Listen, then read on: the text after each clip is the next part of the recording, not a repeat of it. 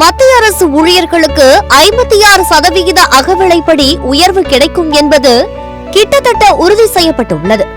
November 2024 வரையிலான AICPI குறியீட்டின் அடிப்படையில் இந்த உயர்வு கணக்கிடப்பட்டுள்ளதோடு டிசம்பர் மாதத்திற்கான தரவுகள் வெளியான பிறகு இறுதி எண்ணிக்கை உறுதி செய்யப்படும் என்று தகவல்கள் வெளியாகியுள்ளன.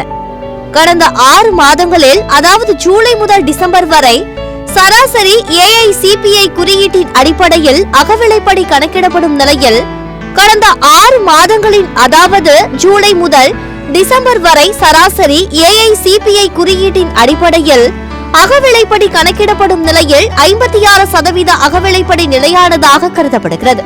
நவம்பர் வரையிலான அடிப்படையில் அகவிலைப்படி 55.54% மாறிய காரணத்தால் இந்த சூழ்நிலையில் அரசாங்கம் அதை 56% எடுத்துக்கொள்ளும். ஏனெனில் 0.50க்கு முந்தைய எண்ணிக்கை கீழ்நோக்கி கணக்கீட்டிலிருந்து முழுமையாக்கப்பட்டு மேலே உள்ள எண்ணிக்கை மேல் நோக்கிய கணக்கீட்டிலிருந்து முழுமையாக்கப்படும் அடிப்படையில் 56% நிர்ணயிக்கப்பட்டுள்ளதாக சொல்லப்படுகிறது. இந்நிலையில் அகவிலைப்படி 3% மட்டுமே அதிகரிக்கும் என்றும் தகவல்கள் சொல்கின்றன.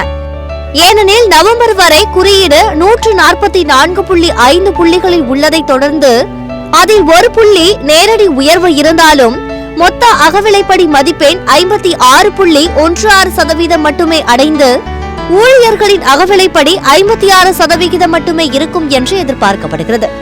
ஆனாலும் அகவிலைப்படியில் ஒவ்வொரு 1% அதிகரிப்பும் ஊழியர்களின் மாதாந்திர சம்பளத்தில் குறிப்பிடத்தக்க தாக்கத்தை ஏற்படுத்துகிறது என்பது குறிப்பிடத்தக்கது.